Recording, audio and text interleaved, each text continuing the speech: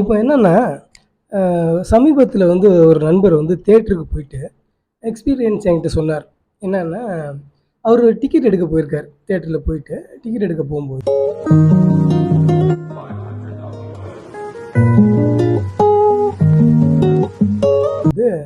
Ticket வந்து ஃப்ரீயா தான் இருக்கு. அவர் ஏற்கனவே வந்து பார்த்தீங்கன்னா, ஆன்லைன்ல பார்த்துருக்காரு. பார்க்கும்போது டிக்கெட் ஃப்ரீயா இருக்கு. சரின்ட்டு நேரே போய் அவரு டிக்கெட் கேட்கும்போது, இவருக்கு வந்து பார்த்தீங்கன்னா வந்து கீழ குடுக்குறாங்க டிக்கெட். அப்ப இவரு இல்ல சார் நான் ஆன்லைன்ல பார்த்தேனே, மேல எல்லாம் டிக்கெட் எல்லாமே ஃப்ரீயா தானே இருக்கு. எல்லா ரூம் ஃப்ரீயா இருக்கு. எனக்கு ஏன் கீழ குடுக்குறீங்க? அப்படின்னு கேட்கிறாரு. அப்போ அந்த தியேட்டர்காரங்க சொல்லியிருக்காங்க, இல்ல சார் எங்களுக்கு வந்து ஏ டூ ஹெச் வரைக்கும் ஆன்லைன்ல தான் புக் பண்ண முடியும். ஸ்ட்ரெய்ட்டா டிக்கெட்டுக்கு தியேட்டருக்கு வந்தா நாங்க தரமாட்டோம். அப்படின்னு சொல்லியிருக்காங்க. இது எந்த விதத்தில நியாயம் எனக்கு புரியல. ஏன்னு கேட்டீங்கன்னா, அ தியேட்டருக்கு வரக்கூடியவங்களுக்கு தானே ப்ரிஃபரன்ஸ் குடுக்கணும். ஏன்னா ஆன்லைன்ல வந்து ஏற்கனவே அங்க புக் பண்றவங்க புக் பண்ணிட்டு போறாங்க. நீங்க மெனக்கிட்டு தியேட்டருக்கு வரக்கூடியவங்களுக்கு நீங்க ஒரு ஃபர்ஸ்ட் ப்ரிஃபரன்ஸ் குடுக்கணும் இல்லையா? இன்னொன்னு வந்து ஒரு குறிப்பிட்ட ரோவுக்கு கீழ தான் குடுப்பேன் அப்டின்னா, இது எப்டி? அப்போ இதுக்கு காசு ஏதாவது கம்மி பண்றாங்களா? தியேட்டர்ல வந்து நாங்க டிக்கெட் எடுக்குறாங்கல்ல. ஆமா. இப்ப அப்டிங்கும்போது அதுக்கு ஏதாவது வாய்ப்பு இருக்கா? இது எந்த விதத்தில சரியாகும்னு அவரு ரொம்ப வெக்ஸ் ஆயிட்டு, அவரு நான் படமே பார்க்கலையான்னு வந்துட்டாரு.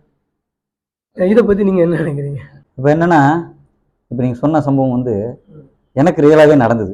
ஓ உங்களுக்கு நடந்தது எனக்கு. நீங்க நெறைய தியேட்டருக்கு ஆமா. போவீங்க. ம். இந்த படங்கள்லாம் பார்க்கறதுக்காக ம். நண்பர்கள்லாம் கூட்டு போவாங்க. சரி ஓகே அப்படின்னு போவோம். ஆ என்னன்னா தீபாவளி.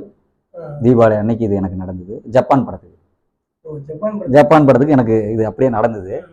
உங்க நண்பருக்கு நடந்தது. இது நெறைய பேருக்கு நடக்கிறது தான்.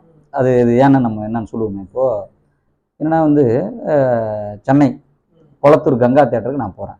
என்னுடைய நண்பர் என்ன கூட்டு போறாரு. சரி 2 பேரும் போறோம். அவரு பார்க்குறாரு. ஏங்க டிக்கெட் நெறைய காலியா இருக்கு. நம்ம நேரா போயிட்டு படம் பார்த்துரலாம் அப்படின்னு. சரி ஓகேங்க. எங்க ஆன்லைன்ல புக் பண்ணலாங்க நான் சொன்னேன். அவரு வந்து இல்லைங்க வாங்க போலாம். ரூ. 30 ரூபானா வந்து எவ்வளோ ஆச்சு? சரி ஓகே. சரி அவரு வீட்லேருந்து பக்கம் தான். 2 நிமிஷம் தான். 2 நிமிஷம் தான். அதனால எதுக்கு ஆன்லைன் புக்கிங்னாரு. சரி ஓகே. அவர் சொல்றது சரிதானே அப்படின்னு நினச்சிட்டு நானும் வந்து ஓகேன்னு போனோம். போனா வந்து போயிட்டு புக்கிங் கேட்குறோம். ஈவினிங்க்கு டிக்கெட் வேணும். 7 மணி ஷோ இது மாரி ஒரு ஷோ பார்க்குறோம். அப்போ கேட்கும்போது என்ன சொல்கிறாங்கன்னா வந்து டிக்கெட் வந்து இருக்குது. ஆன்லைனில் அவர் ஃபோன் வச்சு பார்க்குறாரு. பார்த்துட்டே தான் கேட்குறாரு. கேட்கும்போது என்னன்னா வந்து அவங்க சொல்கிறாங்க சார் ஏ டூ ஹெச்ல வந்து டிக்கெட் தரமாட்டோம். என்னடா அப்படின்னு கேட்டால் பேடிஎம்முக்கும் அவங்களுக்கும் ஒரு அக்ரிமெண்ட் இருக்கான். அவங்க வந்து பேடிஎம் தான் அவங்களோட இது.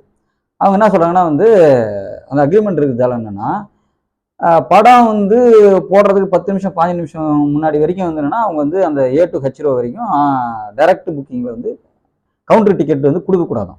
ஏ டூ ஹெச்னா 8 ரூபா கிட்டத்தட்ட. ஓ 8 ரூபா. 8 ரூபா வரைக்கும் பிளாக் பண்ணி வச்சுக்கிறானுங்க. அது கீழே தான் கொடுப்போம் அப்படின்றாங்க. நான் வந்து சொன்னேன் சரி போலாங்க எதுங்க அவர் நம்ம நண்பர் சார் இவர் ப்ரொடியூசரு டிஸ்ட்ரிபியூட்டர் எல்லாத்தையும் சொல்றாரு. ஏங்க அதெல்லாம் எதுங்க சொல்லணும் அதெல்லாம் நமக்கு தேவையில்லைங்க கம்முன்னு வாங்க அப்படின்றாங்க. இல்லை அவங்க வந்து நான் சார் யார் சொன்னாலும் அதான் சார் அப்படின்றாப்ல. அது கிடையாதுன்னு நமக்கும் தெரியும் அவருக்கும் தெரியும் கவுண்டர்ல இருக்கிறவருக்கும் தெரியும். அது நான் உள்ள அதே தேட்டர் உள்ள இருக்கிற நமக்கு தெரிஞ்சவர்கிட்ட போய் சொன்னா அது நடந்தது. ஆனா எல்லாரும் அப்படி இன்ஃப்ளூயன்ஸ் பண்ண முடியாதுல்ல. எங்க அவங்க கிட்ட போய் சண்டை போட்டீங்கன்னா சரி டிக்கெட் எடுத்தாச்சு. இப்போ படம் வந்து பார்க்கறது டைம் போகிறோம். போனால் வந்து என்னன்னா எனக்கு என்ன ஆச்சரியம்னா வந்து ஹச் ரோ வரைக்கும் பார்த்தீங்கன்னா டிக்கெட் எல்லா டிக்கெட்டும் புக் ஆகல ஃபுல் ஆகலை. நிறைய சீட்டு வந்து காலியாக இருக்குது. இப்போ நம்ம நண்பர் வந்து என்னன்னா படம் பார்த்து அவனு முடிவு பண்ணதால என்னன்னா கேட்டு பார்த்துட்டு சரி பரவாயில்லன்னு பார்த்துட்டாரு அவரு. நானும் கூட உட்காந்து பார்த்தேன். சரி வந்து இந்த மாதிரி நீங்க சொல்லும் போது அவங்க வந்து படம் பார்க்க மாட்டாங்க. எதுக்கு டிக்கெட் காலியாகுது நீங்க கவுண்டர்ல வந்து கேட்டா நீ கொடுக்கலாம்ல. அது என்ன உனக்கு அதாவது என்னன்னா அப்படி வாங்குற டிக்கெட் புக்கிங் பண்ற காசு கூட யாரா இருக்க போகுது அது அந்த தியேட்டர் ஓனருக்கும் அந்த பேடிஎம் நிறுவனத்துக்கும் ஆன்லைன் ஆப் நிறுவனத்துக்கும் இவங்களுக்கு தான் பாதி பாதி எடுத்துக்கிறாங்க. இப்போ இது வந்து ப்ரொடியூசருக்கு அதுல பங்கு போகாது. கிடையாது கிடையாது 100% கிடையாது. ஆன்லைன் புக்கிங்ல வந்து ப்ரொடியூசருக்கு பங்கே கிடையாது. கிடையாது. அதனாலதான் அவங்க வந்து தியேட்டர்காரங்களும் அவங்க ஆப்பும் சேர்ந்து அது தவறு இல்ல. உங்களுக்கு ப்ரொடியூசருக்கு படம் போனாமே கூட என்னன்னா ஒருத்தன் வந்து கவுண்டர்ல டிக்கெட் கேட்கறான் அந்த இடத்துல வந்து ஓப்பன்ல இருக்குதுன்னா கண்ணு முன்னாடி இருக்குதுன்னா நீ கொடுத்துதான் ஆகணும். அது எவ்வளவு பெரிய தவறு அது வந்து ஒண்ணு. ரெண்டாவது இன்னொன்னு பாத்தீங்கன்னா வந்து சரி அப்படிதான் வந்து படம் போடுறதுக்கு முன்னாடி வந்து இருக்குதான்னு பார்த்தா காலியா இருக்குது தியேட்டர். அப்போ நீங்க என்னன்னா நீங்க பண்ற உங்களுக்கு வரக்கூடிய எக்ஸ்ட்ரா வருமானத்துக்காக டிக்கெட் வாங்கக்கூடிய ஆளுங்களை வந்து நீங்க வீட்டுக்கு அனுப்புறீங்க. இது எவ்வளவு பெரிய தவறு இது வந்து. இதன் மூலயமா வந்து என்னன்னா அந்த ப்ரொடியூசருக்கு லாஸ், அந்த படத்தை டிஸ்ட்ரிபியூட் பண்ணவனுக்கு லாஸ். ஏன் உங்களுக்கே தியேட்டர்காரங்களுக்கு வர வேண்டிய டிக்கெட் காசே லாஸ் ஆகுது இல்ல. இது ஏன் உங்களுக்கு புரிய மாட்டேங்குது? அது தவறு இல்லை அது வந்து.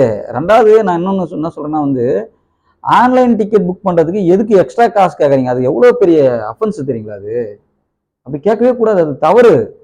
ஏன்னா வந்து இப்போ வந்து பாருங்க, ஒரு ஒரு ஃப்ளிப்கார்ட் இருக்கு, ஒரு அமேசான் இருக்கு, வேற என்ன ஆன்லைன் ஷாப்பிங் வேணா வச்சுங்களேன்.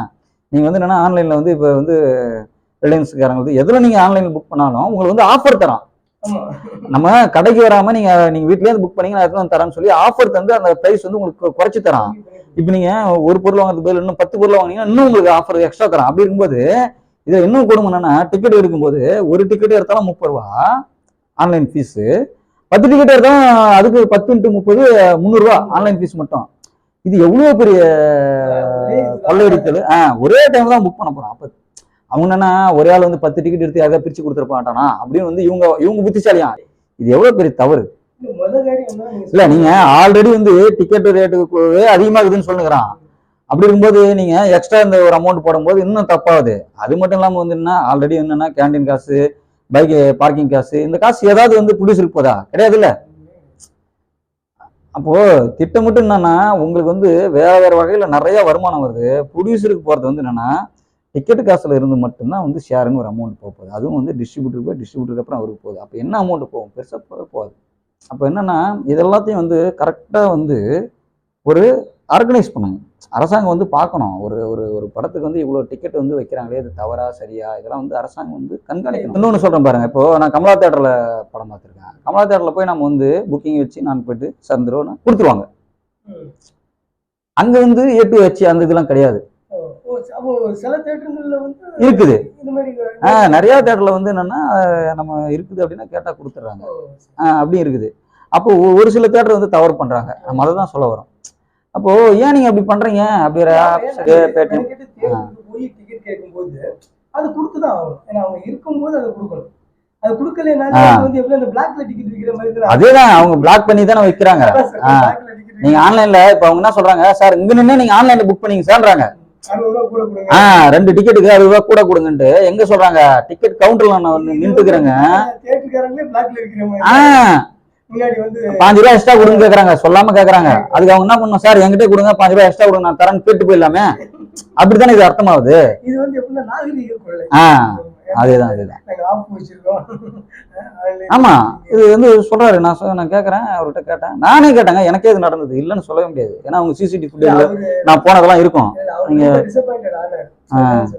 இருக்குது இருந்து வச்சுட்டு எனக்கு வந்து இவ்வளவு துக்கீழ தான் தருவேன் அப்படிங்கிற மாதிரி சொன்னாங்க. இல்ல அப்படி கொடுக்குற டிக்கெட் நீ என்ன பண்ண, ஒரு ஆளை வந்து 20 ரூபா கம்மி பண்ணி வச்சிருக்கீங்க, அதுவும் கிடையாது. 8 ரூபாய்க்கு கீழே இருக்குது அப்படின்னா நீங்க கம்பல்சரி ஒரு 20 ரூபா இல்ல 30 ரூபா டிக்கெட் கம்மி பண்ணலாமே, தப்பு கிடையாது. இல்ல முதல்ல வந்து டிக்கெட் வந்து பாத்தீங்கன்னா பால்கனிக்கு ஒண்ணு இருக்கும், ஏரோன்னு ஒண்ணு இருக்கும். அதாவது பால்கனி ஒரு ரேட்டு, ஏரோக்கு ஒரு ரேட்டு, பி ஏரியான்னு ஒரு இருக்கும், பிரிச்சிருப்பாங்க. பாதி ஏரியா வந்து ஏ சென்டர், அதான் பால்கனி இருக்கும், ஏ சென்டர்னு பாதி ஏரியா இருக்கும், அதுக்கப்புறம் பி சென்டர் இருக்கும், அதுக்கப்புறம் சி சென்டர்னு இருக்கும், கடைசியா டி. அதுதான் வந்து இந்த 10 ரூபா இருக்கும், 10 ரூபா 20 ரூபான்னு கொடுப்பாங்க. இப்படி இருந்தது. இப்ப பிளாட்டா போட்டு இது வந்து இது தவறு. இது வந்து பிரிக்கலாம், இது மாதிரிலாம் பண்ணணுங்கிறேன். இதெல்லாம் பண்ணா வந்து ஒரு ஆரோக்கியமான சினிமா எப்ப இருந்தது, இப்ப ஏன் ஆரோக்கியமா சினிமா வந்து என்னன்னா பிசினஸ் வந்து டல் ஆயிட்டே இருக்கு அப்படின்னா நீங்க ஆராய்ச்சி பண்ணீங்கன்னா இதெல்லாம் ஒரு காரணம். இப்ப எப்படி அன்னைக்கு நம்ம ஒண்ணு சொன்னோம்ல, டாஸ்மாகால வந்து சினிமா அழிஞ்சிட்டு இருக்கு, ஏன்னா வந்து குடிச்சிட்டு வந்தா உள்ள விடுறதுலாம் அதனால இதுன்னு. அது மாதிரி அது ஒரு வகையால வந்து என்னன்னா சினிமாக்கு வர வேண்டிய வருமானம் தடைபட்டு இருக்கு. அதே மாதிரி இது ஒரு வகை ஆன்லைன் டிக்கெட் மூலியமா வந்து ஒரு வகையான வந்து கொள்ளை நடக்குது. அதனால என்னன்னா தியேட்டர் வரவங்க குறையறாங்க, அது மூலியமா ப்ரொடியூசர் கம்மியாகுது. இதான் நம்ம என்ன சொல்றோம், ஃபர்ஸ்ட் வந்து என்னன்னா தியேட்டருக்கு எல்லாரும் உங்களுக்கு வந்து மக்களுக்கு என்டர்டைன்மெண்ட்டே கிடையாது. அப்போ எல்லாருமே தியேட்டருக்கு வந்தாங்க. இப்போ என்டர்டைன்மெண்ட் வந்து தியேட்டரை தாண்டி நிறைய இருக்குது. கையிலே என்டர்டைன்மெண்ட் இருக்குது, செல்போனு, ஒரு மாலுக்கு போறாங்க, நிறைய என்டர்டைன்மெண்ட் வந்துச்சு. ஒரு போன்ல வந்து என்னன்னா விதவிதமான என்டர்டைன்மெண்ட் வந்துச்சு. ஃபேஸ்புக் இருக்குது, யூடியூப் இருக்குது, இன்ஸ்டாகிராம் இருக்குது, ட்விட்டர் இருக்குது, த்ரெட் இருக்குது, டிண்டர் இருக்குது. நான் என்னன்னா ஆன்லைன்ல புக் பண்றாங்கன்னா உங்களுக்கு டிக்கெட் ஆன்லைன்ல புக் பண்றாங்கன்னா நீங்க 10 ரூபா ஆஃபர் கொடுக்கணும், அதான் சரி இல்லையா? இப்போ ஒருத்தன் 10 டிக்கெட் எடுக்கிறான்னா உங்களுக்கு வந்து 100 ரூபாய் உனக்கு தள்ளுபடி பண்ணணும். 10 டிக்கெட் உங்களுக்கு முன்னாடியே புக் பண்றான்ல.